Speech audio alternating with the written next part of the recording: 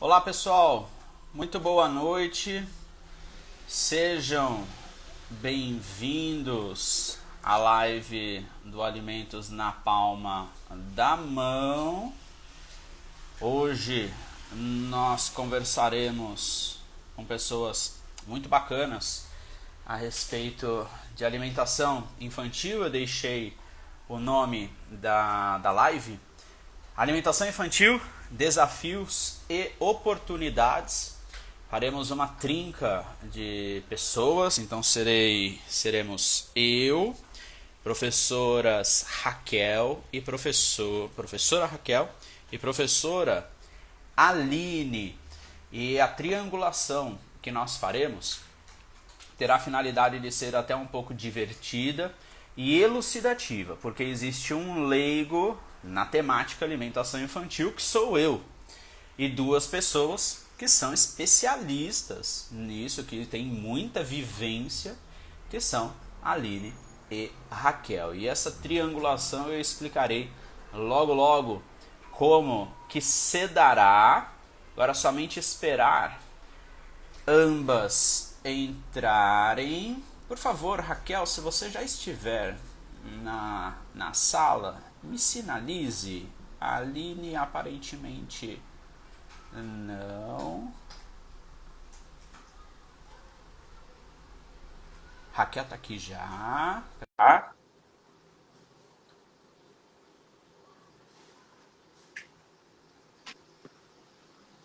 Raquel já adentrou. Oi, Raquel. Oi, tudo bem? Tudo bem? E você? Também, também. Uma Boa ótima noite. noite e um oficial prazer, né? A gente É, conhecer. aqui ao vivo a gente se conhece. É um prazer para mim estar com você. A Aline também, assim que chegar. A Aline eu já conheço, faz um tempo que eu não a encontro, inclusive, então será um momento de reencontro para conversar sobre essa Uhum. temática. Creio que nós possamos fazer o seguinte, para não ficarmos com tempo ocioso, nós já começarmos algumas das apresentações. Então, você dizer pro pessoal o que você faz e onde você trabalha. Então, você trabalha com o quê? E o que que eu trabalho? Então vamos lá. Tá me ouvindo bem? Aqui tá um Tô, pouquinho mais enquanto baixinho. tô escutando sim, enquanto isso a gente espera a Aline. Então tá bom. Se precisar eu coloco o fone, mas eu vou ficar sem, tá Não, bom? tá ótimo, dá para escutar perfeitamente. Então tá. Bom, primeiro eu quero agradecer o convite. A Cristi me convidou. Eu estava viajando, dando aula com a equipe, que eu já conto qual é a equipe que eu participo. E a gente foi fazer um curso de atualização em dificuldades alimentares multiprofissional. E aí ela me mandou mensagem e foi um prazer, assim, aceitar. Eu sou nutricionista, me formei na USP de Ribeirão Preto.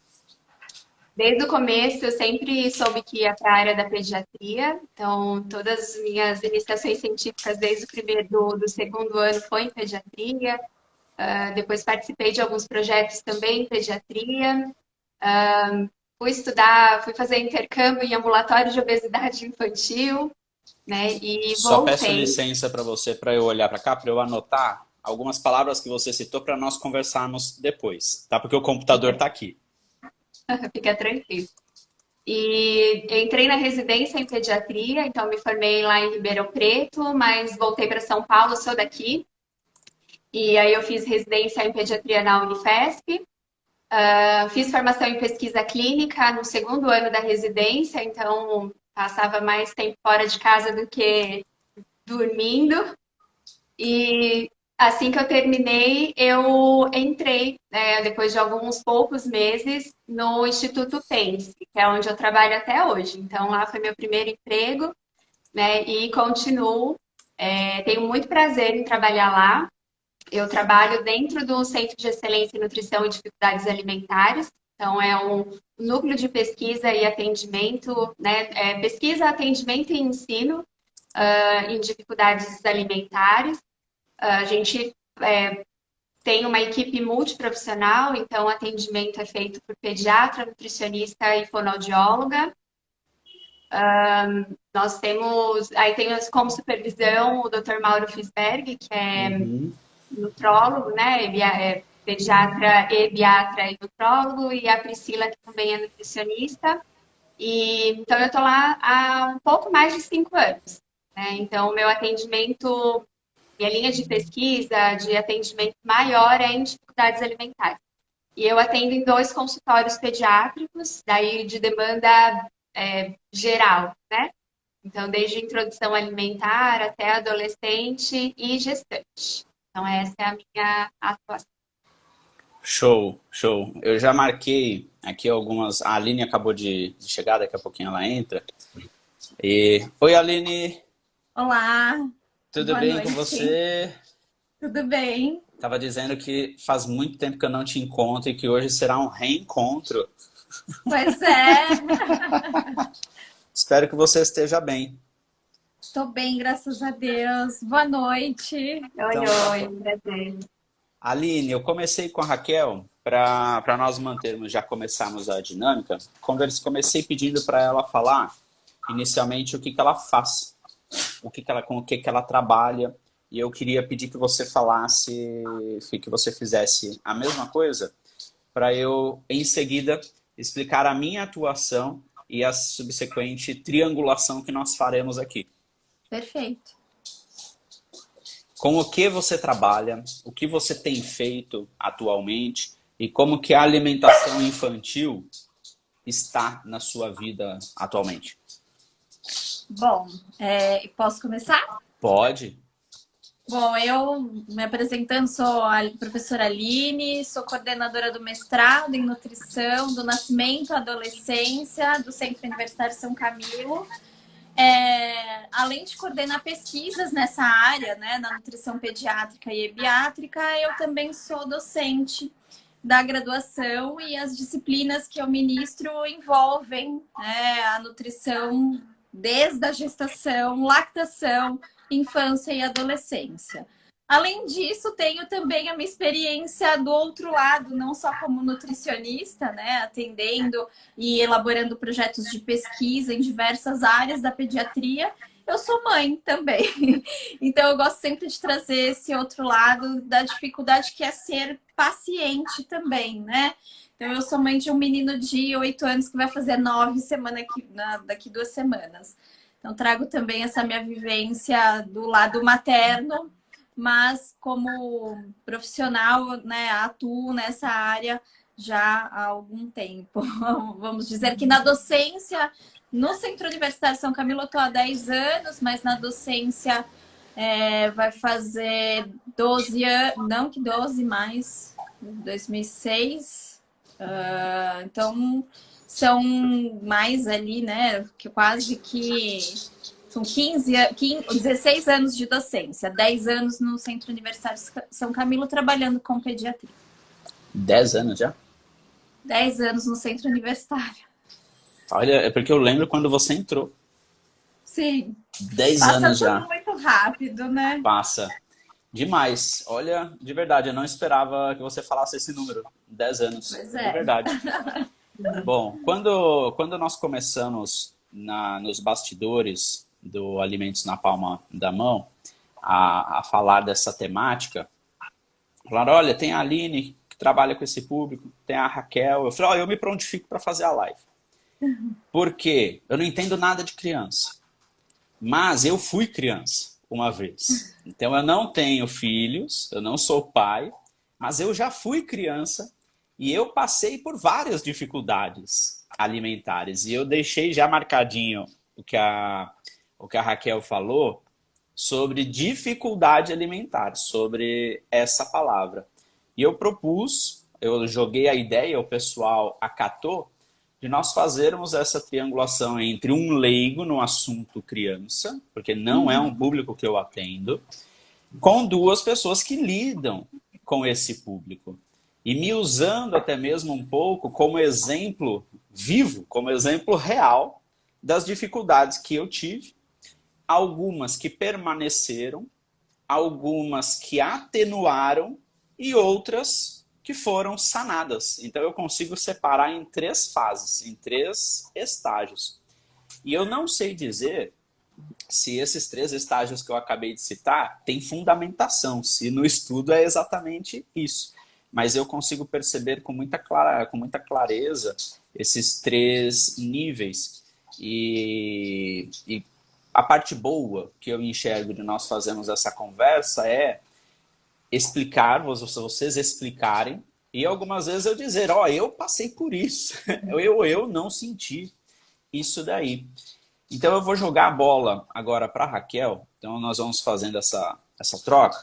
Raquel, você pode explicar um pouquinho mais o termo dificuldade alimentar, como que ele se manifesta? Porque eu mesmo, é a primeira vez que escuto isso como um termo que me parece ser um termo técnico, né? Que me parece ser um termo que é usado recorrentemente, a impressão que eu tive.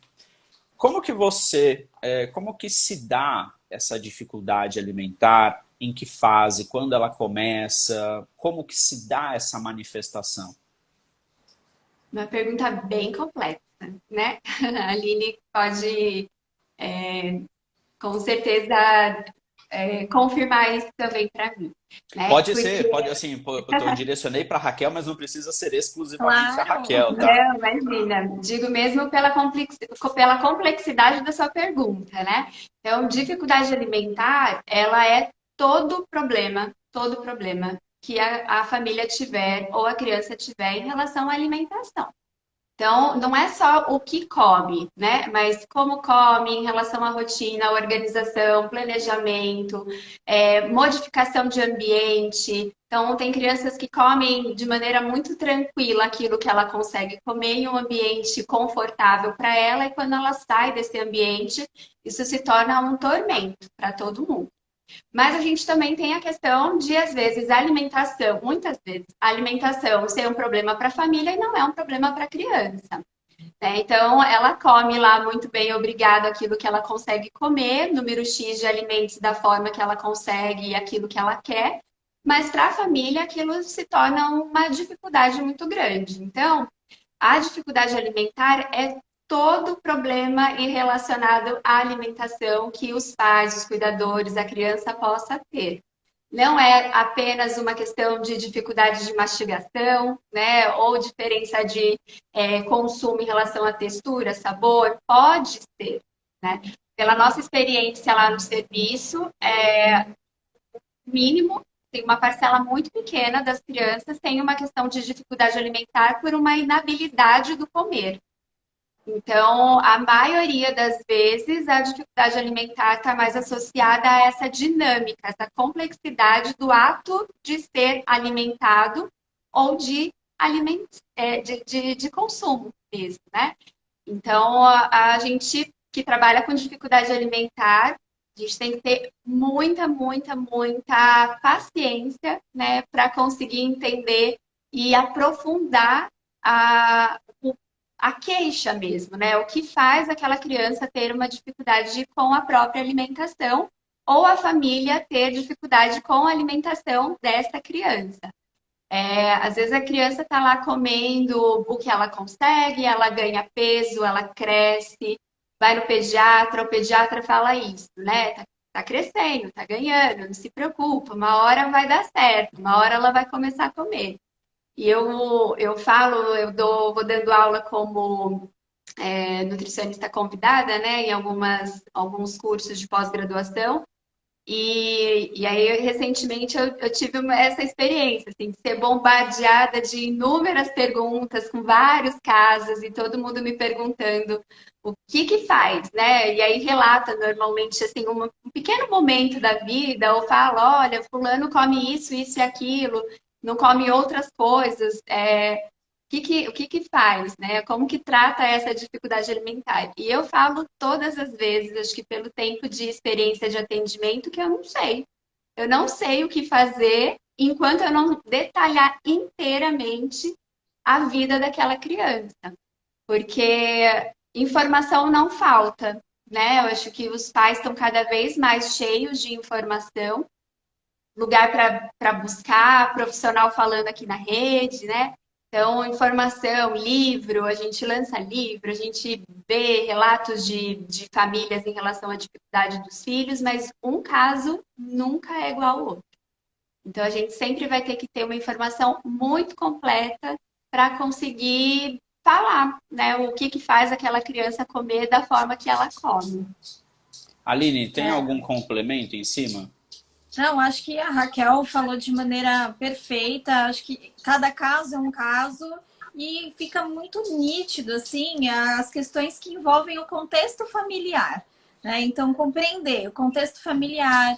Muitas vezes, a relação da criança com aquele alimento, ela tem uma configuração diferente no ambiente familiar e no ambiente escolar, por exemplo, né? Então, compreender todas as vertentes, todos esses contextos, faz com que a gente consiga ter informações mais apuradas para, neste caso, de maneira individualizada, trazer estratégias que vão abarcar as necessidades daquela família, né, dos avós, muitas vezes. A gente precisa entender todo ali o contexto que a criança está inserida, porque muitas vezes, eu até falo isso em aula também, né, acho que a Raquel pode confirmar, muitas vezes existe também uma falsa ideia de uma seletividade. Às vezes os pais acabam tendo uma falsa ideia de porcionamento, acha que a criança não está comendo bem, e quando na verdade ela está comendo o que ela necessita, e os pais acham que ela precisaria comer uma quantidade maior. Então há um erro, não é um erro, vamos dizer assim, mas uma falta de informação a respeito do que é uma porção para aquela faixa etária. Ou ainda, não existe existe lá o que a gente tem como um padrão, mas a gente precisa muito respeitar os sinais internos de fome e saciedade da criança. E com algumas atitudes parentais, a gente acaba prejudicando essa relação que a criança pode, né, já ter desenvolvido de maneira saudável, ou já desde o início, isso foi ali muito já de forma autoritária, enfim. Então, acho que conhecer esse contexto, família, escola, enfim, é essencial. Então, não existe mesmo, como a Raquel, né, mencionou, existem milhares de livros, estratégias, mas para cada caso eu vou ter que moldar ali e trazer, e acho que isso que é o encantador da nossa profissão, é desenvolver no profissional da pediatria essa habilidade de fazer essa leitura minuciosa do contexto que cada paciente traz para a gente. Não, eu achei maravilhosas as colocações de vocês. Para quem está aqui acompanhando, pessoal, aproveitem para fazer perguntas também, até para que nós capilarizemos ainda mais em relação aos assuntos que nós pensamos e que traremos aqui. Aí eu vou jogar a bola um pouco para mim, para ilustrarmos um personagem verdadeiro. Então não é um fictício. Desde que eu me lembro por criança, eu percebo, assim, é muito vívido na minha memória, uma série de dificuldades, né? Eu vou até usar o termo já, uma série de dificuldades alimentares. Então eu não gostava, algumas eu acho que são até comuns, né, no que nós encontramos em outras crianças, não era dos vegetais. Então eu era do típico, da típica combinação alface, tomate, e eu não sei se é comum, mas eu comia brócolis. Eu gostava de brócolis. Eu não sei se a maioria das pessoas gosta, mas a maioria das crianças, né, gosta, mas eu gostava e ainda gosto de brócolis. Mas eu tinha muita dificuldade com outros itens, com diversos outros itens. E eu ainda tenho algumas dificuldades com textura. Eu odeio até hoje catupiry. É um negócio inaceitável para mim, é inadmissível. Para mim, estraga a comida. Eu sei que é atípico em relação à maioria, né? Porque muitas pessoas gostam. Catupiry aqui, catupiry ali. Veja em pizza, né? Tudo tem pizza com catupiry. E especificamente com alguns itens, eu tinha vontade de comer. Porque eu era muito magrinho, eu sempre fui muito magrinho. E eu falava para minha mãe, eu queria ficar mais fortinho, eu queria ser mais cheinho. E a minha mãe usava como exemplo na época, eu não sei que muitas pessoas que estão aqui acho que nem vão saber do que eu vou falar, mas usava o Popeye como exemplo, né? Ah, Murilo, você tem que comer verduras, legumes, tem que comer vegetais, tem que comer espinafre, que nem o Popeye. Aí via lá o Popeye abrindo a lata de espinafre, ficando fortão, fazendo, solucionando os problemas ali da Olivia Palito, né? Contra Aí denunciou a o idade, hein, Brutus, Murilo? pra você ver, né? Tem gente que Eu tá aí assistia entrando também. que nem sabe o que é Popeye. Provavelmente nem sabe o que é. E eu tentava colocar o raio do espinafre na boca.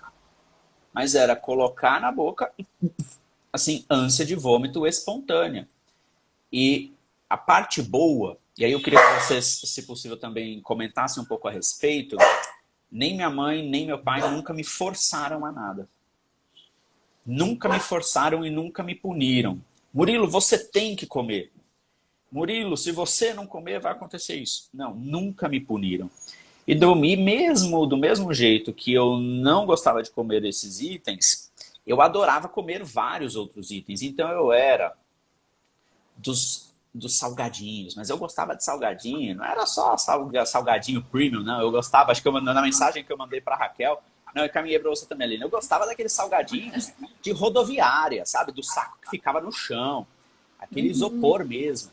Isso, refrigerante, bala, chiclete, biscoito recheado.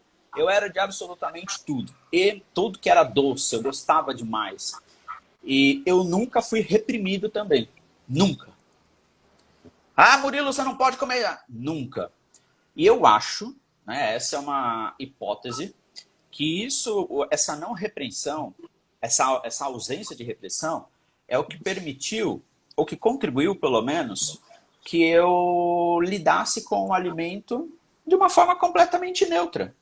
Então, quando alguém fala para mim, tomei 4 litros de refrigerante, o impacto que gera em mim é a mesma coisa que uma pessoa que diz que comeu 5 frutas diferentes no dia. Quando alguém diz isso, para mim é o mesmo impacto.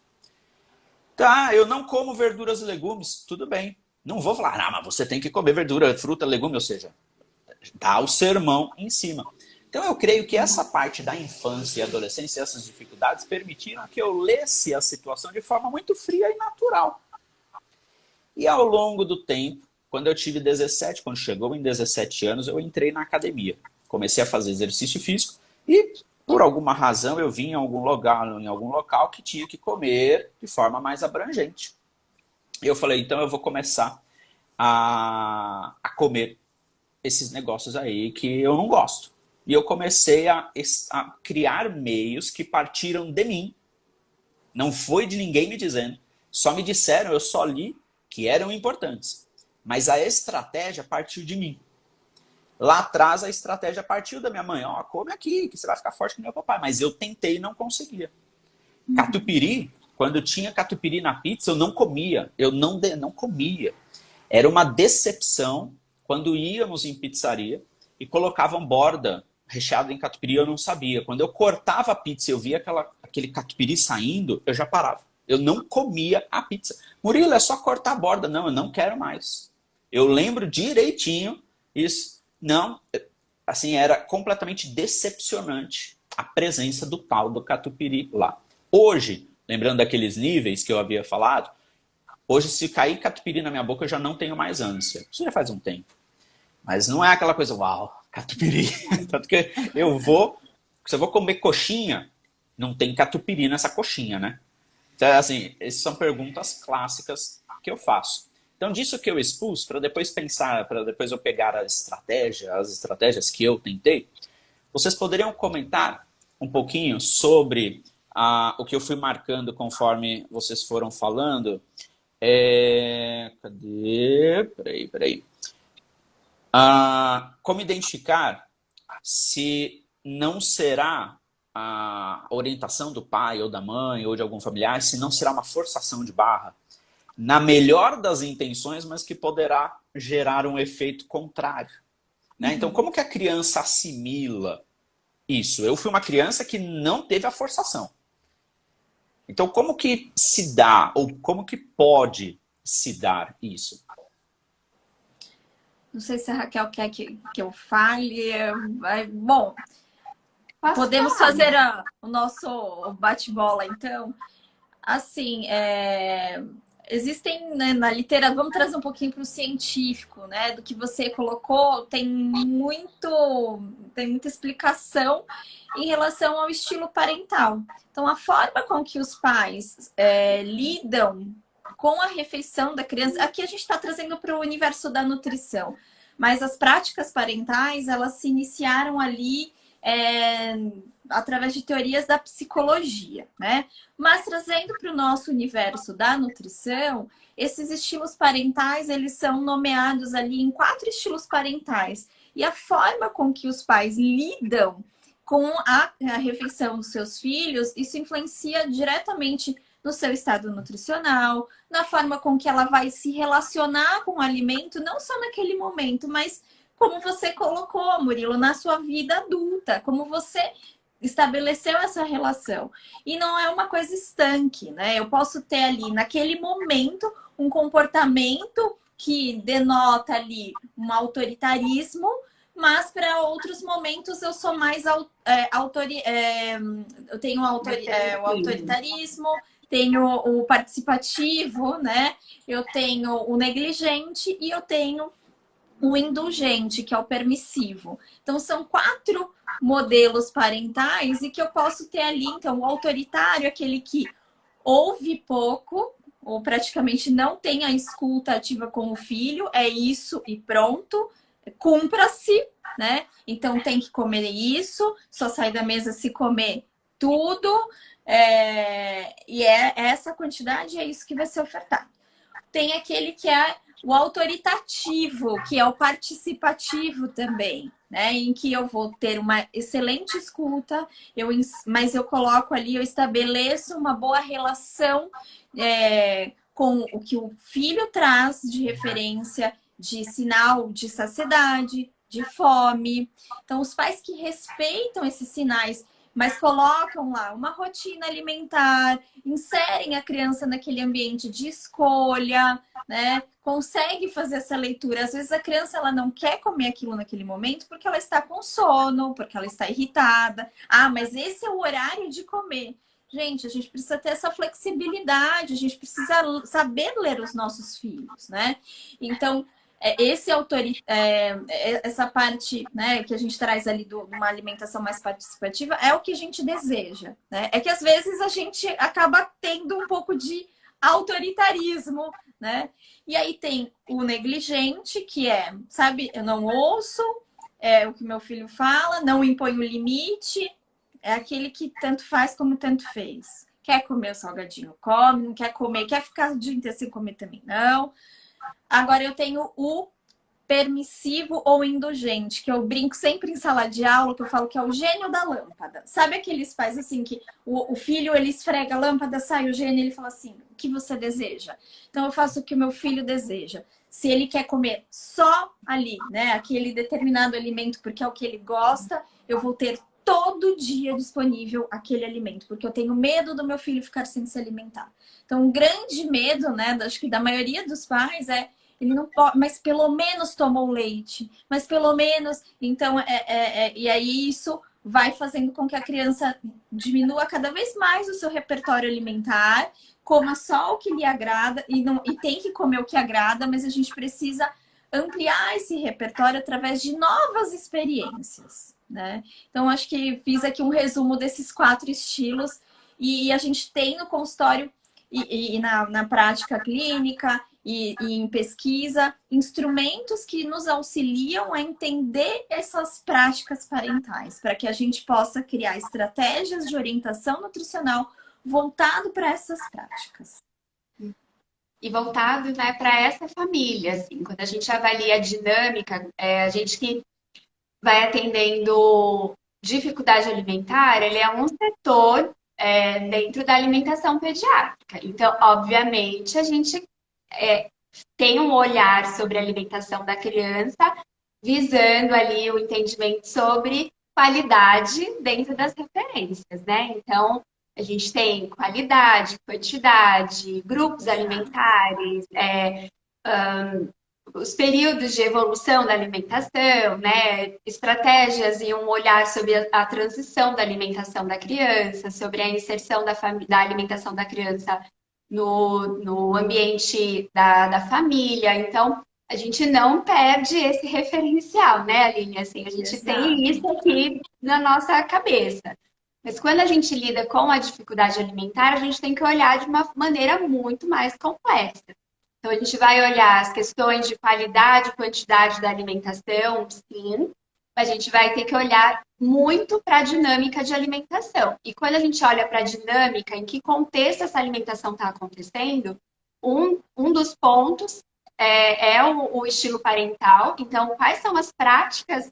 A gente fala que o estilo parental é o clima emocional, né, da família com a criança e a alimentação dela ou de ambos, né, da família e da criança. Muitas vezes a gente tem pais que comem de maneira muito ruim, né, em qualidade muito ruim, mas busca ali para a criança uma alimentação do livro.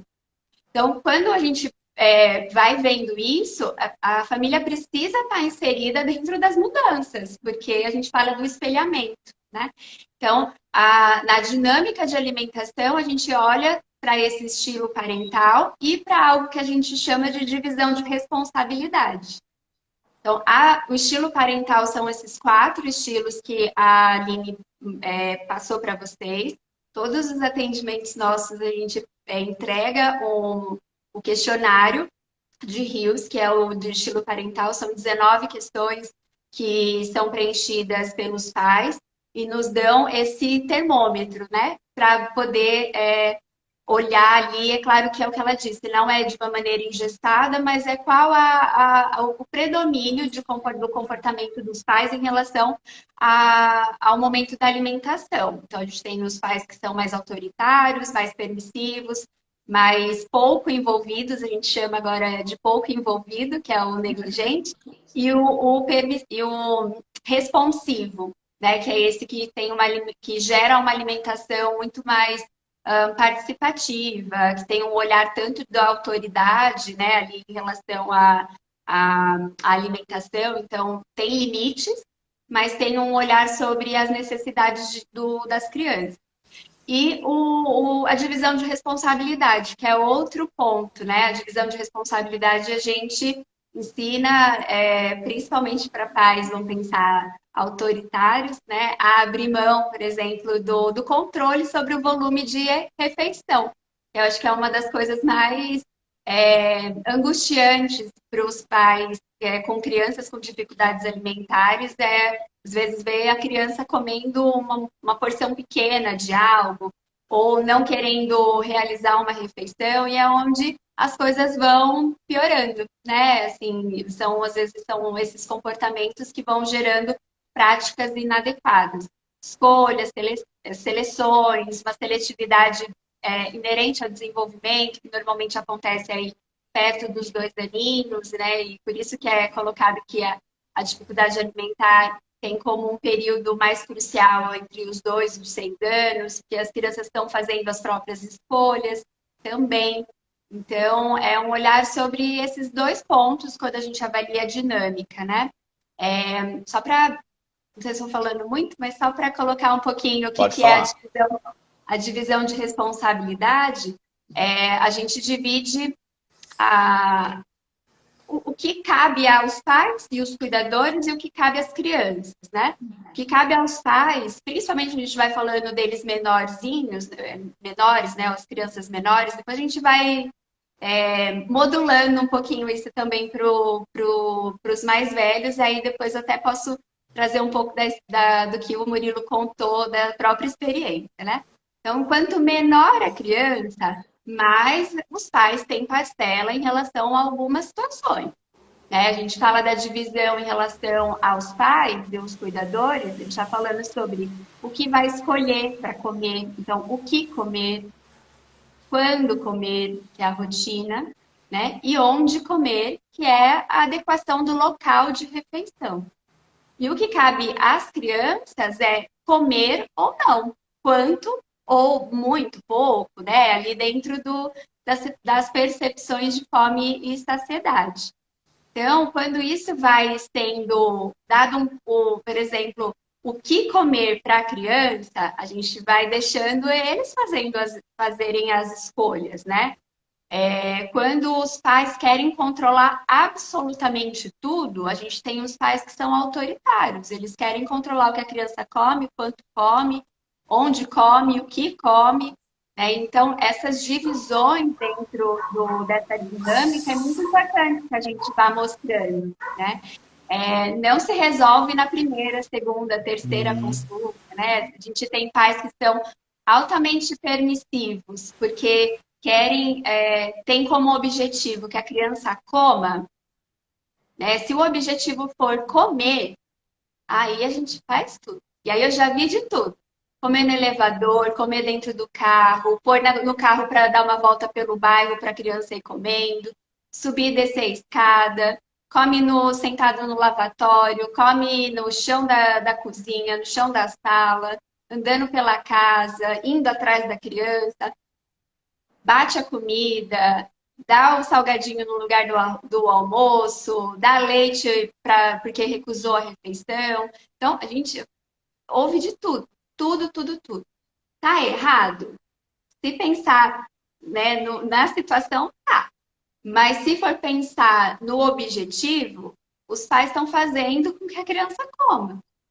Né? Então, a dificuldade alimentar vai sendo estabelecida cada vez mais, porque a situação vai assim, ó, enraizando, enraizando, enraizando.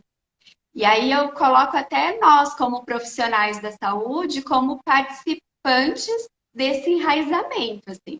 Porque daí vai para o pediatra, que não colocando a culpa no pediatra, eu falo até por nós nutricionistas, né? Vai no profissional buscar ajuda ou fala na consulta, olha, meu filho está com dificuldade de se alimentar, está recusando tal coisa, aquilo lá. Aí o pediatra ou a nutricionista faz o quê? Vou pensar no pediatra primeiro. Olha, está crescendo, está ganhando peso, está comendo. Aí começa as sugestões genéricas, né, que eu falo. Deixa sem comer, que uma hora come. Não dá, porque daí se ele não tiver, ele não come. Se vocês continuarem oferecendo, aí ele vai querer comer outra coisa, né? Então, essas opiniões genéricas, ou quando vai na nutricionista, a nutricionista faz o quê? Entrega um cardápio. E aí tá lá falando que a criança precisa comer 3, 4 frutas por dia, mas ela não come nenhuma, né? Então, esse olhar individualizado para a situação e um olhar sobre tudo que está acontecendo para essa situação se fortalecer é muito importante. É por isso que a nossa consulta dura 1 hora e meia, né? E a gente precisa deixar muito claro que ali é um começo que a gente está se conhecendo, não é algo que dá para definir com toda clareza o motivo, né? Para a criança estar naquela situação. Quando eu tive 17 anos, quando eu fiz 17 anos, que eu comecei a fazer exercício, eu falei, vou começar a comer. Eu não lembro qual foi que eu comecei a comer, qual vegetal que foi, mas eu falei assim, eu vou começar a comer. E a minha mãe falou assim na época, começa pelo menos ruim, pelo menos pior. Aquele que você menos desgosta. Eu falei, não, eu quero aquele que eu realmente mais odeio. Eu comecei colocando no meio da comida, realmente para não sentir o gosto. E comecei. E com quantidade pequenininha. Então, como princípio pedagógico, vou começar com um pouquinho mesmo. Mas só uma colherzinha de chá? Só uma colherzinha de chá mesmo. No meio dos não sei o que lá e bota para dentro. Até o momento que eu me senti preparado para subir de nível. Agora eu vou colocar esse daí na boca puro e vou ficar com aquele negócio na boca mesmo. Então vamos lá. E chegou um momento que eu já me senti assim, não amo espinafre até hoje, não amo espinafre. Vamos fazer um espinafre. Para mim espinafre é um espinafre que ok, só. Mas eu não passo mais mal com ele, eu já não tenho mais ânsia. Já aceito. Não amo. Mas, ok, ele passa batido. E essa foi uma estratégia que eu criei comigo e partir de mim, né? E eu sou muito convencido de que tudo paira sobre linguagem. Então, o que para cada um algo representa, tá? O que significa, o que representa para um pai o comer vegetais? E o que significa para a criança? Será que eles estão conversando na mesma frequência? Ou não? O pai ou a mãe está achando alguma coisa e a criança está achando que é outra. Nesse meio do caminho, tem a linguagem que faz essa conexão. Por que que eu não atendo crianças? São raras as situações, são raras as crianças que eu atendo. Crianças pequenininhas, não. Por quê? Exatamente eu sinto que eu não consigo me comunicar com elas. Eu sinto que eu não tenho linguagem suficiente para tocá-las. Então a gente fica em sintonias completamente diferentes. Eu estou falando uma coisa, ela está entendendo outra, ela está falando uma coisa, eu estou entendendo outra. Então, para mim, essa limitação que eu percebo me impede de me achar competente para trabalhar com esse público. Então, essa foi uma das estratégias, e eu queria trazer aqui à tona duas visões que eu tenho sobre de um lado, nutrição e recomendações nutricionais, e a outra, a alimentação. Porque são duas coisas diferentes, né? E até mesmo em comemoração, dia 16 de outubro, para quem aqui não sabe, é comemorado o Dia Mundial da Alimentação, que visa conscientizar o público sobre nutrição e alimentação. E eu creio que caia muito bem sobre esse assunto, porque uma coisa é nutrir, outra é se alimentar. E eu não consigo me desprender também, e vocês não conseguiram dar a resposta, e eu achei ótimo isso, que não tem como dar uma recomendação única que atinja todo mundo, porque a manifestação alimentar é completamente singular. Exato. Depende de cada um. E nós temos recomendações gerais, mas que não são imposições, são direcionamentos, são direcionadores, para tentarmos nos aproximar daquilo que parece ser mais completo. A vocês, como que vocês enxergam a visão dos pais a respeito do que precisaria comer para se nutrir, para ficar saudável? E a manifestação alimentar da criança desencontrada, que não necessariamente supra isso. Vocês poderiam dissertar um pouco a respeito? Falar mais rapidinho, tá, Aline? Pode ficar à vontade. Eu acho que tem uma coisa muito importante, que é assim, a gente que trabalha com dificuldade alimentar, a gente não faz as crianças comerem de tudo, né? Eu acho que entra às vezes, nessa expectativa, né? E a gente tem uma coisa que é a realidade, a outra é a expectativa. Então, a expectativa da alimentação lá, de orientação, que a gente pega o manual de pediatria, né? 4, 5 porções de fruta, legume e verdura, 3 porções de leites e derivados, enfim, a gente sabe disso. E os pais conseguem, as famílias, todo mundo consegue isso baixando gratuitamente, né, as orientações. O que nós fazemos é viabilizar uma melhor relação da alimentação, e quando a gente viabiliza, não é na intenção da criança comer absolutamente tudo. Nem a gente come, né? Exatamente. A gente não come, os pais não comem de tudo, na maioria das vezes. O que a gente mais gostaria de fazer, e lá no Instituto a gente fala muito sobre isso, que é uma das questões, né? Eu pergunto qual é a alimentação de todo mundo da casa. E tem pais, eu já ouvi assim, não, mas a consulta é dele. Não, mas ele está inserido dentro de um contexto inteiro, né? Então, saber o que tem em casa, o que come, o que gosta, como foi a relação da alimentação dos pais, qual foi a relação da alimentação de ser alimentado pelos pais deles, né? E hoje como eles fazem.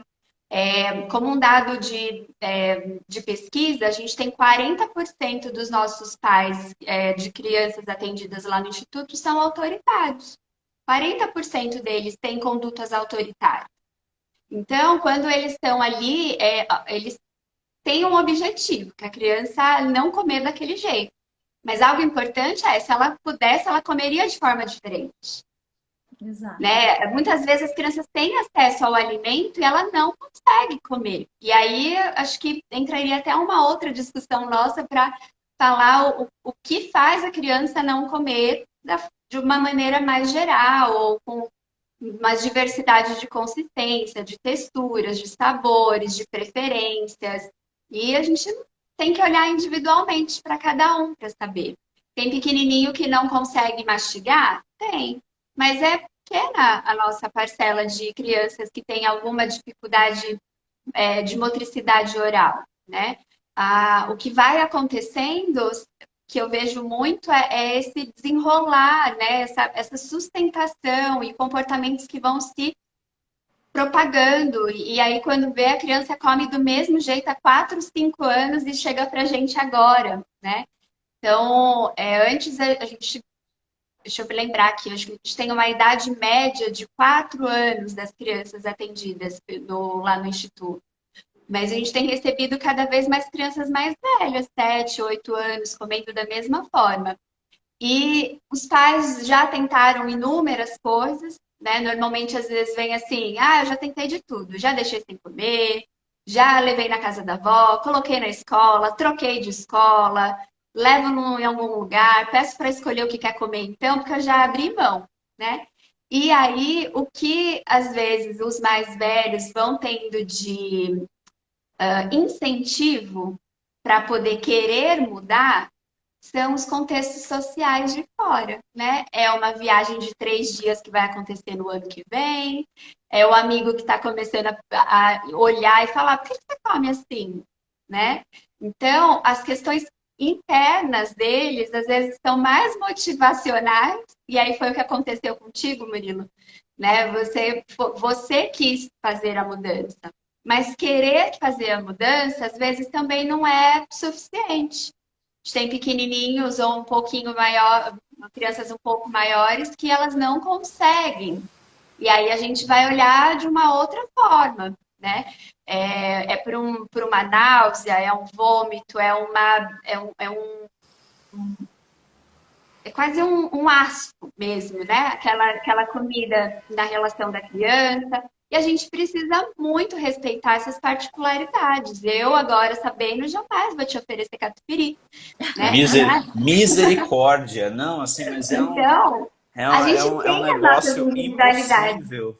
E ninguém precisa comer de tudo, mas é legal quando a dificuldade alimentar acaba.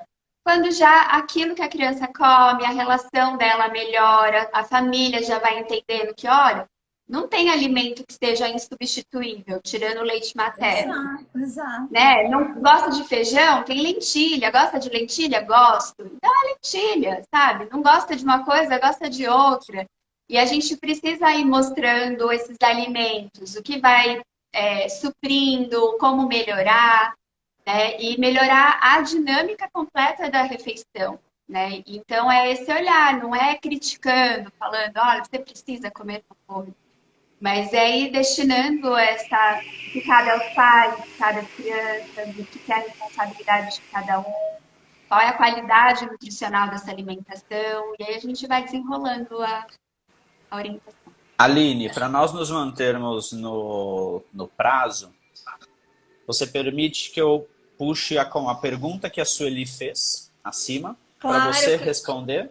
Claro, eu queria só complementar, Murilo, uma coisa que eu acho importantíssima. Eu trabalhei um tempo com adolescentes com obesidade, que é o outro extremo. A gente está falando do não comer, mas o estilo parental, autoritário, ele também pode fazer com que a criança, que na infância era bastante seletiva, tenha maior risco de obesidade, né? Então, e aí ele chega para nós ali no consultório ou num projeto de pesquisa, né, que eu trabalhei há alguns anos com adolescentes com obesidade, com histórico e com essa relação que a Raquel mencionou, completamente já prejudicada, sensibilizada, com um comer emocional bastante presente ali, e comer emocional Digo, né, no sentido, a gente tem os aspectos positivos e que a gente não tem como dissociar a alimentação da emoção, mas que em muitos aspectos as escolhas ou a forma com que a gente se relaciona é só pautado nessas lembranças ali que trazem ali ou a punição ou trazem, né, a associação com isso deveria ser restritivo, eu deveria restringir da minha alimentação porque isso não é visto como um bom alimento.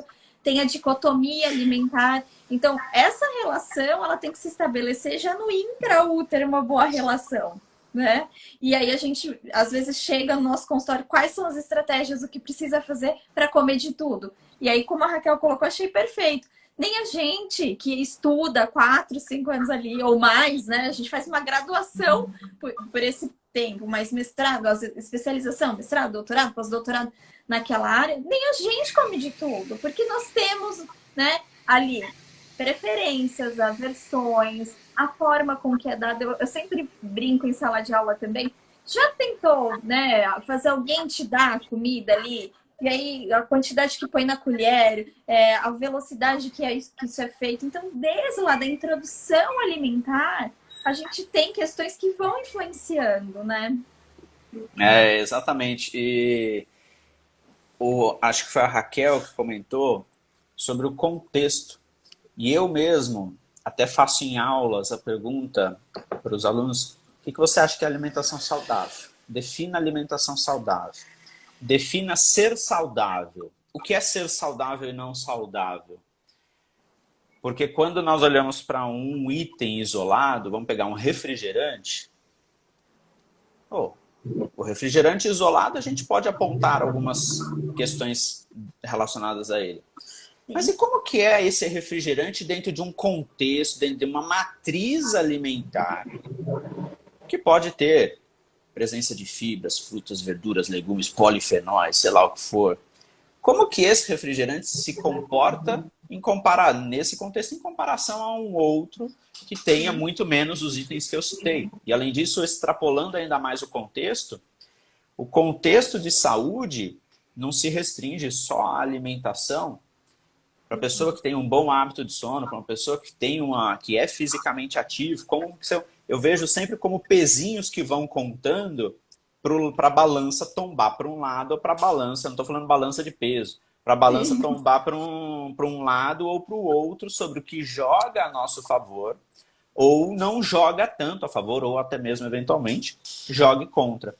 Mas a pergunta que a Sueli trouxe é que ela gostaria de saber como que vocês trabalham a situação. Eu vou direcionar para a Aline em função do tempo. Como que você trabalha a situação de irmãos com comportamentos diferentes. Sim. Eu queria agradecer a Sueli pela pergunta. Nós fizemos um trabalho, inclusive, no mestrado lá do Centro Universitário São Camilo, com irmãos, a respeito até do tempo de introdução, de aleitamento materno, de irmãos, quando a introdução de novos alimentos ou de guloseimas, quando acontece, quando você já tem um irmão mais velho, né, essa primeira experiência com alguns alimentos que a gente deve evitar até os 2 anos de idade, quando se tem um irmão mais velho, às vezes essa experiência ela acaba sendo antecipada por isso, né? Então esse contexto familiar ele tem muita influência, e quando a gente tem irmãos com comportamentos, não só comportamentos, mas estado nutricional diferente, a gente tinha muito isso lá no nosso projeto da Unifesp. Assim, olha, o X, ele tem obesidade e o meu outro filho, ele come de tudo, né? É a mesma coisa que o outro, mas ele é magro, então eu posso deixar ele comer e ele que tem que ser privado, né? Porque ele está com excesso de peso, mas às vezes não só o irmão. O meu marido não gosta meu marido adora fritura, eu não vou deixar de fazer fritura porque só ele precisa emagrecer. E aí a gente deixa muito claro que, né, o que precisa ser feito, o que precisa ser entendido, que não é peso, não é só peso que vale ali, né? O estado nutricional no sentido de IMC, obesidade, sobrepeso, eutrofia e magreza. Não, a gente precisa entender o estado metabólico das pessoas, essa relação com alimento e restabelecer uma alimentação normal, né? Eu não gosto nem de usar o termo saudável, porque é muito estigmatizado isso. Mas uma relação normal, uma boa relação com a comida, com aquele ambiente familiar, precisa ser restabelecido com né, independente daquele irmão ou de outro. Então, a gente precisa envolver a família nesse contexto para que todos ali possam ter uma boa convivência com aquele momento da alimentação e não fique ali rotulado. Olha, esse precisa disso, esse precisa... Não, todos precisam de uma boa relação com a comida. E aí a gente vai utilizar de estratégias pontuais, claro que individual para aquele paciente que traz a ele implicações metabólicas importantes, porque a gente precisa pensar desse lado também, da recuperação, né, do perfil bioquímico, enfim, mas também dizer que não é porque o outro está ali eutrófico que ele também não precisa ter mudanças que envolvam essa relação com o alimento, né? Então, e a gente observa que famílias que tenham ali, tem maior participação, o êxito, não só no emagrecimento, por exemplo, quando a gente traz a questão da obesidade, mas no todo, né? Nessa ampliação do repertório alimentar, na forma com que ele vai se relacionar, é muito mais vantajosa e muito mais rápido acontece quando a gente trata a família como um todo, né?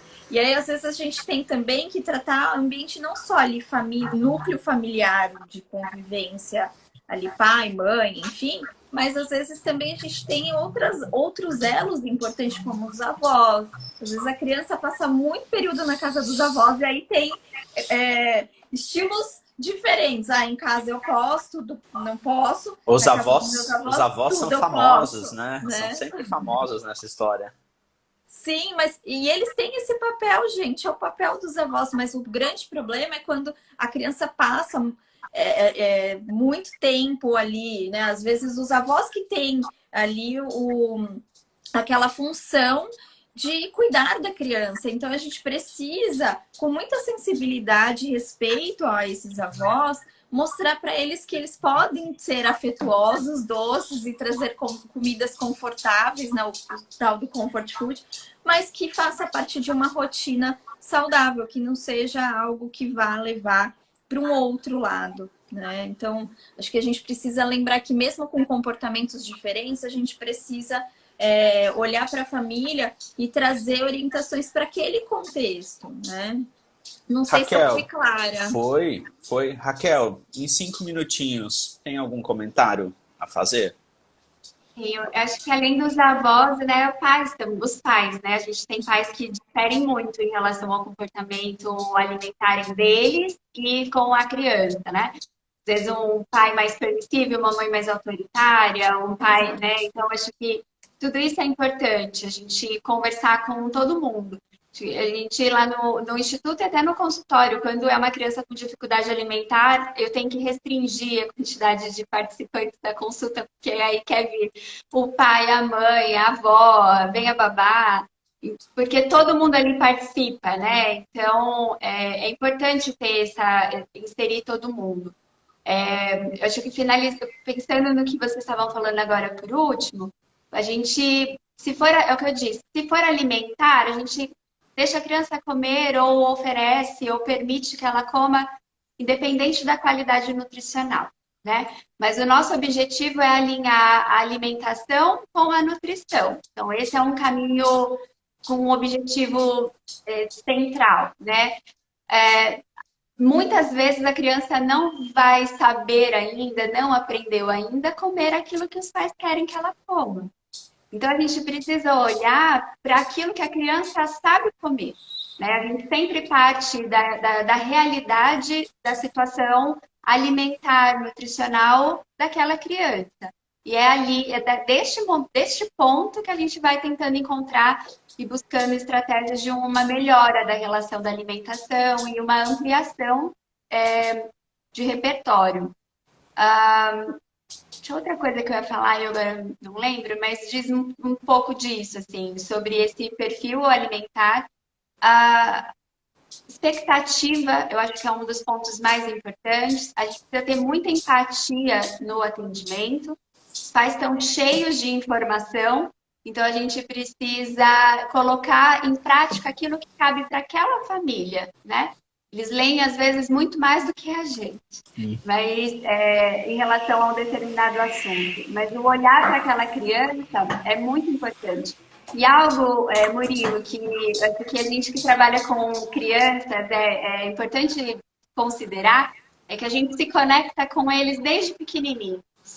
Então, às vezes eu pego o bebê de 8 meses, 9 meses, outros de 2 anos, e tem algo ali que conecta com a gente, né? Então, desde o comecinho, eu sempre converso com as crianças, né? Você dá oi para elas, fala, a consulta é delas, então a conversa tem que ser com elas. E quando a gente olha para um maiorzinho, vai, uns 5, 6 anos, e fala, olha, aqui a gente tem que respeitar aquilo que você come, a gente pode encontrar formas diferentes de comer, a gente está aqui para te ajudar, e não para falar que ele tá faltando feijão, tá faltando fruta, não come verdura, né? Todo mundo já falou isso para ele. Então a gente sempre olha, eu pelo menos sempre olho o copo mais cheio. Né? Eu olho para aquilo que a criança sabe comer. E quando a gente reforça e valoriza aquilo que eles comem, eles abrem uma portinha para a gente. Você falou uma palavra, você falou sobre informação, né, que os pais vêm com várias informações e me remeteu, eu estava abrindo aqui para ler na íntegra a frase de John, eu não sei pronunciar exatamente, mas John Naisbitt, como Naisbitt, ele diz, abre aspas, nós estamos nos afogando em informações, porém famintos por conhecimento. Então, como o conhecimento nos leva para degraus superiores, para mim é muito evidente, seja nesse público ou em qualquer outro público, a viabilidade do se aproximar do conhecimento, né? E de pegar as informações e transformá-las e validá-las em conhecimento, até para entender as necessidades de cada um, o que é possível para cada um e que é sempre em relação a si e não em relação a outro. Nós podemos usar algumas métricas, mas é sempre partir da pessoa. Não? Então, eu vou atender a Aline, eu vou partir da Aline. Vou atender a Raquel, eu vou partir da Raquel. Para a construção do plano, da intervenção, que seja de cada uma dessas pessoas que nós nos depararmos. De verdade, eu estou bastante chateado de ter que encerrar essa conversa. E para quem chegou mais tarde, a conversa foi pautada entre 3 pessoas, foi construída entre 3 pessoas, 2 especialistas e um leigo. Tá? Um leigo no assunto alimentação infantil. Quem tiver interesse, o conteúdo ficará gravado. Foi bastante rico, foi um prazer estar aqui com vocês, conhecer a Raquel e rever a Aline. Em nome de todos os integrantes do Alimentos na Palma da Mão, eu agradeço a disponibilidade de cada uma de vocês também, tá? Aline, muito obrigado. Raquel, muitíssimo obrigado. Um beijo carinhoso para vocês e também para todo mundo que esteve aqui presente. Imagina, eu queria agradecer muito. Também estou com dor no coração aqui de ter que partir, mas adorei poder conversar também com você, rever e poder compartilhar ali com a Raquel, que foi maravilhoso, poder trazer nessa véspera do Dia das Crianças, que a gente possa tocar o coração dos pais, da importância de buscar um profissional capacitado que tem ali. Ele vai ter as ferramentas, mas a gente, além das ferramentas, a gente precisa ter a escuta ativa, reflexiva, para trazer o que realmente essa família precisa. E o que a gente está precisando é olhar, ter esse olhar atento dentro da família, dentro de vários contextos, para que essa criança, ela traga ali, tenha um bom desenvolvimento e seja uma pessoa que vai repercutir ao longo do seu, dos seus amigos e convivência ali, uma boa relação com a comida, que é isso que a gente deseja. Eu quero agradecer, acho que faço minhas palavras as palavras da Aline e as minhas. Obrigada. Ficaria mais um tempo aqui, mas o tempo é realmente de 1 hora, a gente já passou, né? Mas se precisar ou quiser, eu estou por aqui. Ó, não Participarei mais. fala isso que fica registrado e a gente lembra depois, hein? Não, mas eu também. A gente pode estender esse bate-papo para, né? Ótimo. Então, Obrigada muitíssimo por obrigado. tudo. Obrigado a vocês, Aline, Raquel, e obrigado a todo mundo também que participou. Nos vemos numa próxima live do Alimentos na Palma da Mão. Até mais! Tchau, tchau.